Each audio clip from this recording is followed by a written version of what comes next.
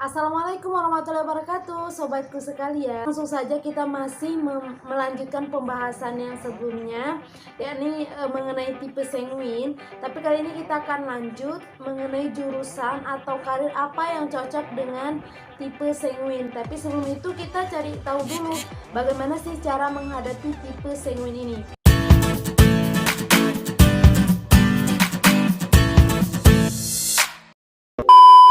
Itu kalian mohon bantuan teman-teman untuk klik like, subscribe, dan share video ini ke teman-teman kalian yang lainnya. Kalau perlu ya komen kalau kalian ingin mau bertanya tentang sesuatu mengenai tipe kepribadian manusia gitu.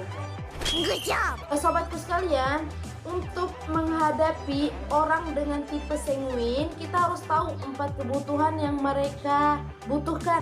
Yang pertama, bahwa tipe sanguin membutuhkan penghargaan. Yang kedua, penerimaan. Yang ketiga, kasih sayang. Dan yang keempat, sama seperti tadi, pujian. Misal ayah dan bunda sekalian, atau ada teman-teman yang adik-adiknya sering banget nih bilang, kak yuk lihat yuk mainan adik, udah adik rapikan gitu. Atau sama ibunya, bunda kita lihat kamar adik yuk, udah bagus gitu. Nah, misal orang tua nggak ngerespon gitu kan, itu anak-anak dengan tipe sanguin akan mencari sensasi agar orang tuanya itu bisa memperhatikan dia gitu. Jadi perlu banget respon atau pujian dari orang tuanya ketika dia ajak, lihat yuk bunda lihat yuk kamar adik udah bagus gitu ya. Luangkan waktu sebentar untuk melihat hasil yang sudah dilakukan oleh anak kita itu, misal gitu, dengan memberikan pujian apa adanya, memang betul dengan adanya, oh ya bagus nak gitu, oh cantik ya rapinya gitu. Nah, dengan begitu anak dengan tipe sanguin dia semakin giat, dia semakin termotivasi untuk membuat sesuatu yang lebih baik lagi daripada yang dia lakukan hari ini gitu. Makanya orang dengan tipe sanguin ini penting banget untuk membutuhkan banget penerimaan, pujian, kasih sayang gitu. Kalau tidak, dia akan buat sensasi yang bisa mengalihkan perhatian orang lain. Dan sensasi yang dia buat ini takutnya itu ke hal yang negatif. Kalau di rumah oke lah, tapi kalau di sekolah dia akan menjadi anak yang bandel gitu. Dan dia bisa melakukan hal-hal yang di luar pikiran kita, ya tujuannya tadi agar dia bisa mendapatkan perhatian dari orang tuanya, memecahkan pot bunga kan, memecahkan kaca dan lain sebagainya. Sensasi-sensasi yang bisa dia buat ini sering banget terjadi di dunia entertainment gitu kan. Ketika orang tidak diperhatikan lagi, misal artis ya contohnya, ketika diperhatikan lagi dia akan buat sensasi-sensasi yang lain gitu, sehingga dia bisa dikenal lagi, populer lagi gitu. Nah, dibalik semua itu dia adalah tipe sanguinis. Dan cara menghadapinya lagi, karena orang tipe sanguin ini tadi suka berbicara, ya jika kita berhadapan dengan tipe sanguin, mau mengambil hati tipe sanguin, ya kita harus dengarkan ketika dia berbicara. Karena orang tipe sanguin ini tidak akan betah mendengarkan berjam-jam gitu kan, karena dia orangnya cepat bosan.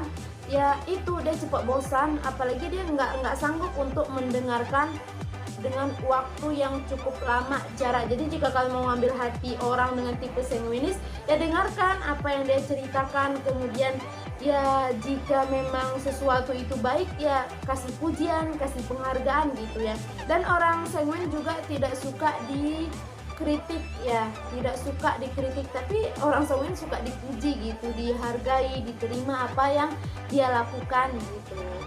Mungkin ayah bunda jika sudah tahu bahwa tipe anaknya seperti itu, ya bisa diaplikasikan. Misal ya sering-sering kasih pujian, tapi kasih pujian itu ya memang sesuai dengan apa yang dia lakukan. Misal dia membersihkan kamar, walaupun kamarnya itu tidak sebersih yang kita harapkan, tetapi ada kemauan dia membersihkan kamar, ya itu kasih pujian, kasih penghargaan terhadap anak dengan tipe sanguin ini, karena dia merasa senang, merasa bahagia ketika mereka dipuji gitu.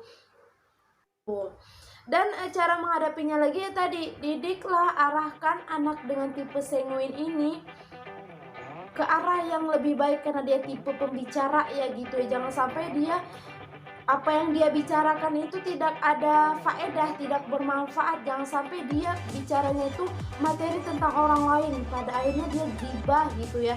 Dan ini tidak bagus untuk diri kita sendiri, tidak bagus bagi orang lain, dan itu dilarang oleh agama Islam gitu. Jadi orang tua ya didik, arahkan, karena anaknya tipe pembicara, tipe ngobrol, ya kasih tahu bahwa ini nggak bagus nak gitu, atau dia masukkan ke pendidikan agama Islam, ke pesantren, sehingga dia tahu berbicara boleh, siapa yang larang.